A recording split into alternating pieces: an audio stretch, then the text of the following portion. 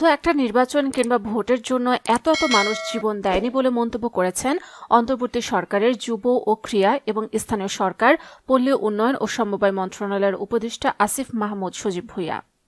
বুধবার সকালে ঠাকুরগাঁয়ের বালিয়াডাঙ্গি উপজেলা পরিষদ ও হলরুমে অসহায় ও দুস্থ মানুষের মধ্যে শীত বস্ত্র বিতরণ শেষে সাংবাদিকদের এক প্রশ্নের জবাবে তিনি এসব কথা বলেন। উপদেষ্টা আসিফ মাহমুদ সজীব ভূঁইয়া বলেন, এই গণ অভ্যুত্থানের যে এক দফা ছিল তা হল স্বৈরাচারী শেখ হাসিনার পতন ও ফ্যাসিবাদী ব্যবস্থার বিলোপ। ফ্যাসিবাদী ব্যবস্থার বিলোপ বলতে আমরা স্পষ্টভাবে বুঝি বাংলাদেশের প্রতিষ্ঠানগুলোকে ফ্যাসিজমের মধ্য দিয়ে নিয়ে যাওয়া হয়েছে। সব প্রতিষ্ঠানকে ধ্বংস অবস্থায় রেখে যাওয়া হয়েছে, আর্থিক প্রতিষ্ঠানগুলোকে ধ্বংস করা হয়েছে। সেই জায়গা থেকে এক দফা বাস্তবায়নের জায়গা থেকে আমরা মনে করি সংস্কারের কার্যক্রম অত্যন্ত গুরুত্বপূর্ণ। তিনি বলেন, জনগণ যেভাবে চায় আমরা সেভাবে বাংলাদেশকে গড়তে চাই। প্রতিটি প্রতিষ্ঠান যেন জনবান্ধব হয়ে কাজ করতে পারে সেভাবেই গড়ে দিতে যেতে চাই। আসিফ মাহমুদ বলেন, এই সরকারের ক্লিয়ার ম্যান্ডেট হচ্ছে আমরা সংস্কার কার্যক্রম করব।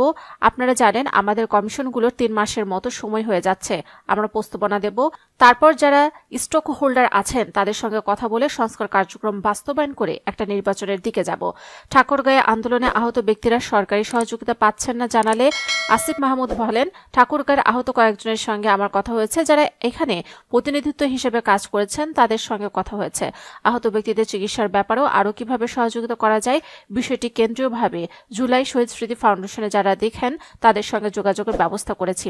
আশা করি সামনের দিনে আর এই সমস্যাগুলো থাকবে না।